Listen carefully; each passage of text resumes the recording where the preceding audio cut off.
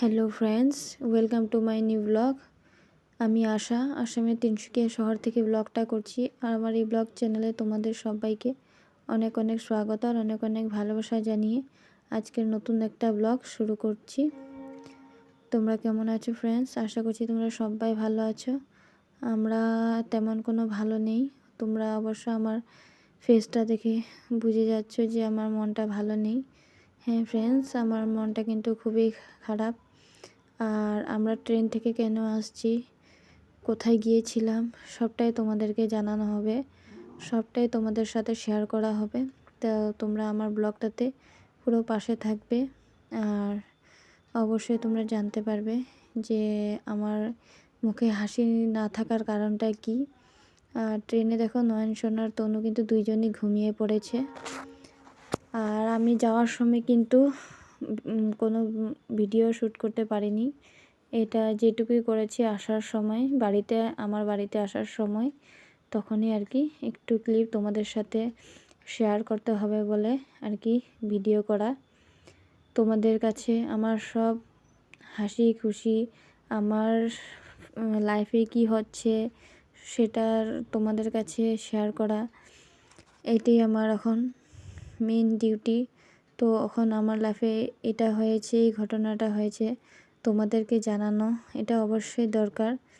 তো আমরা এসে স্নান টান করে নিয়েছি, করে এখন দেখো অনেক ঠান্ডা লাগছিল বলে অল্প চা বসিয়ে দিয়েছিলাম। তো চাটা তো বানানো হয়ে গেছে। আর এদিকে নয়নসোনা দেখো, নয়নসোনা খেলা করছে, তনুও খেলা করছে ওর সাথে। আর আমরা সবাই এসে স্নান টান করে নিয়েছি।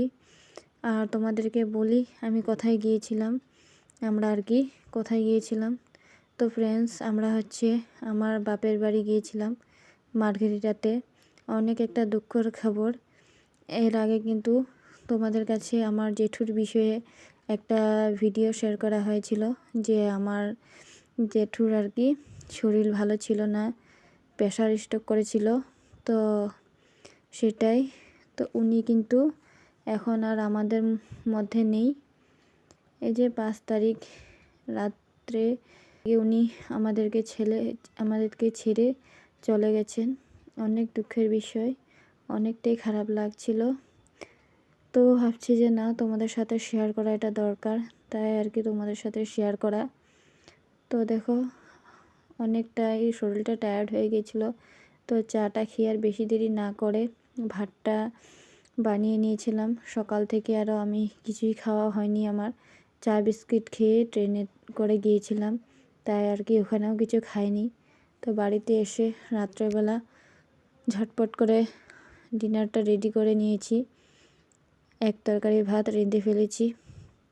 তো এখন আর সবাইকে ভাতটা বেড়ে দিয়ে খেয়ে দিয়ে আর কি তাড়াতাড়ি ঘুমিয়ে পড়বো। এদিকে আমার শরীরটা ভালো না, অনেক ঠান্ডা লেগে গেছে, গালের এক সাইড দাঁত পুরো মাড়ি ফুলে গেছে, দাঁতের জিহ্বার নিচেও মানে মাংসটা ফুলে গেছে, অনেক ব্যথা, সহ্য করতে পারছি না। এই জন্য আর কি তোমাদের সামনে এসে কোনো কথা বলিনি, তো তোমরা কিছু মনে করো না।